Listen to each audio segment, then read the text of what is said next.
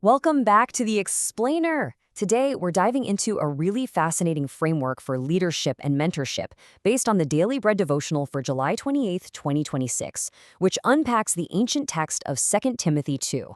Whether you're leading a whole team, mentoring a student, or honestly just trying to navigate your own personal growth, this source material offers a massive shift in how we think about strength, duty, and even failure.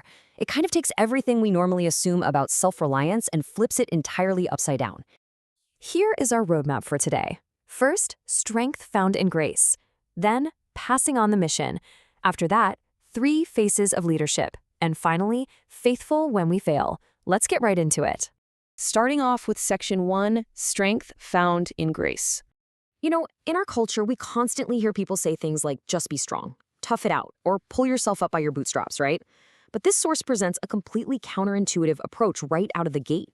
Notice the addition of 2 specific words in this text, in grace.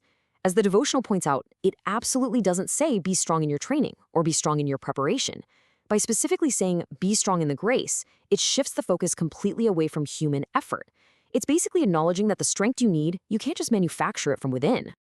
And this brings us to the core tension here. Our natural inclination is to rely on our own hustle, our own intellect, our own willpower.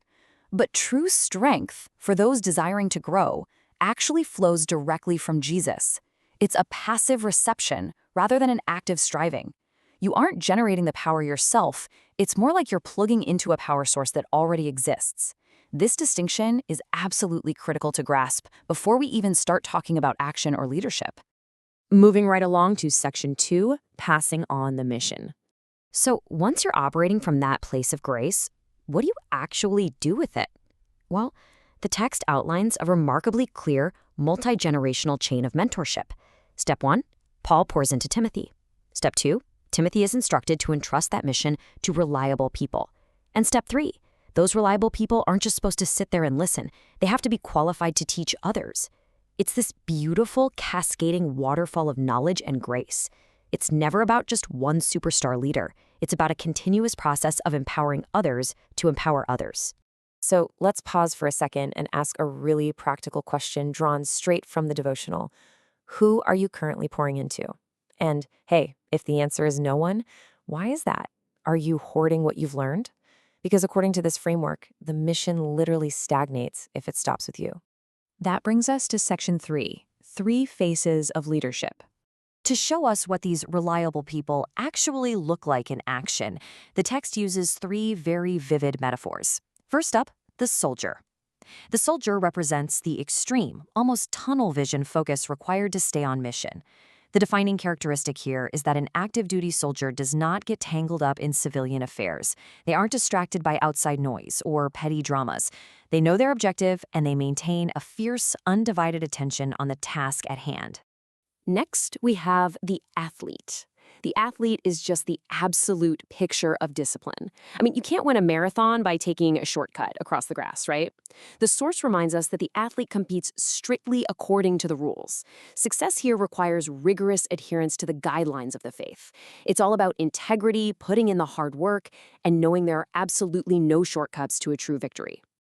And the third picture is the hardworking farmer. This perfectly embodies the patience and faithfulness you need for any long-term mission. A farmer can't just yell at a seed and demand it grow faster. They have to wake up early, do the grueling, unglamorous work of prepping the soil, and then they wait. They have to rely on forces completely outside their control, like the rain and the sun, but because of their faithfulness, they're the first to actually enjoy the harvest. Putting it all together, we've got the soldier's focus, the athlete's discipline, and the farmer's patience. Honestly, look at these 3 and ask yourself, which one is your weak spot? Are you super disciplined like the athlete, but lack the patient faithfulness of the farmer? Or maybe you're focused like the soldier, but you tend to cut corners. Pinpointing your blind spot among these 3 is a total game changer for figuring out how to grow in your own leadership. Let's hit our final section, Section 4, faithful when we fail. Because let's be real for a second. What happens when that focus wanders? What happens when the discipline breaks or the patience just completely runs out? Human failure is inevitable.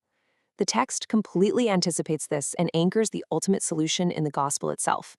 It gives leaders a super simple grounding directive. Remember Jesus Christ, raised from the dead. Before you try to be the perfect soldier, athlete, or farmer, you have to remember what has already been done for you. That is the bedrock that keeps leadership from turning into this crushing, impossible burden of performance. This builds right into what biblical scholars believe was actually an early Christian hymn. It has this powerful rhythmic cadence of if-then statements. If we died with him, we will live with him. If we endure, we will reign with him. If we disown him, he will disown us. These first three lines set up a very logical pattern of cause and effect, right? Enduring faith equals ultimate consequences. But then, the pattern completely breaks in the most beautiful way. This is literally the emotional climax of the text. If we are faithful, he remains faithful. It doesn't say, if we are faithless, he abandons us.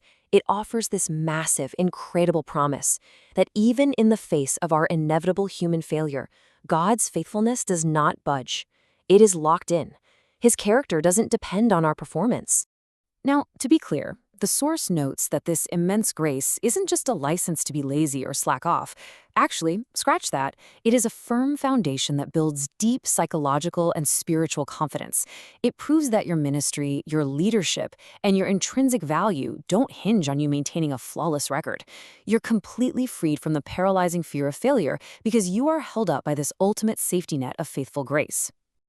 So, pulling this all together for our everyday lives, the application is incredibly clear.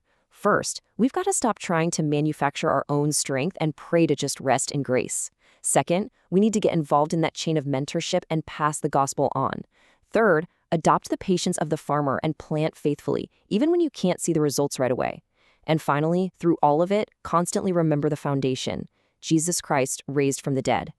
As we wrap up this explainer, I want to leave you with two huge reflection questions straight from the text.